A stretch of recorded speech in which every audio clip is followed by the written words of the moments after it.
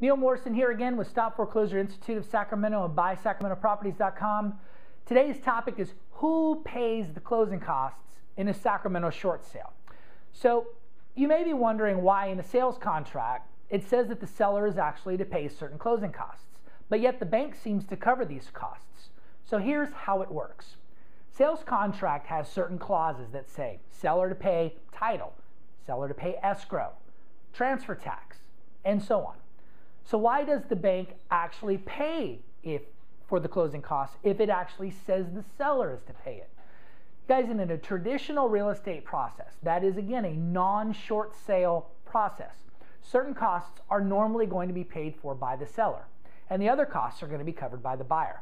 For an example, the seller doesn't normally cover buyer's home inspection, but the seller does cover things like a pest report, city transfer tax, or even escrow costs. So in these cases, the seller is actually paying for those costs. Sales contracts have always been written like this when it is a normal sale.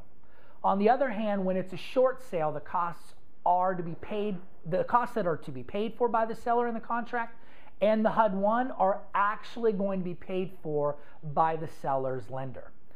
So that means that the sellers aren't going to pay, or you as the seller, you're not going to pay anything. Instead, it's going to be subtracted from the sales price of your property.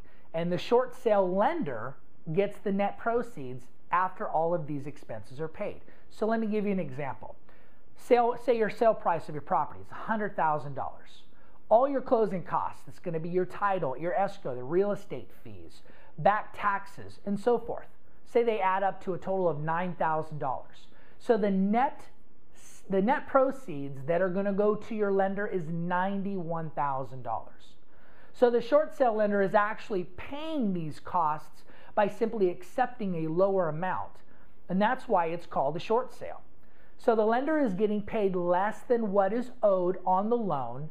So now they would have had to have paid these costs if they'd foreclosed on your house in the first place.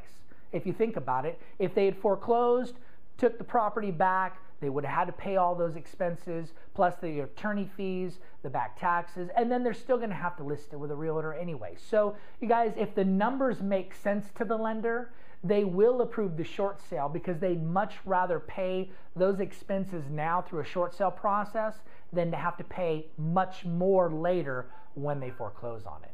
So I hope that makes a little bit more sense of why, when you're selling your house as a short sale, why you don't have to pay anything and why the lender's paying it. So hopefully that lightens up your stresses and makes you realize that a short sale actually would be a good process for you. Much better choice than foreclosure. You guys, if you'd like to get in contact with us, more questions about how our short sales work or how to do it, or maybe you want a little loan modification information, please visit our websites and contact us by our contact info.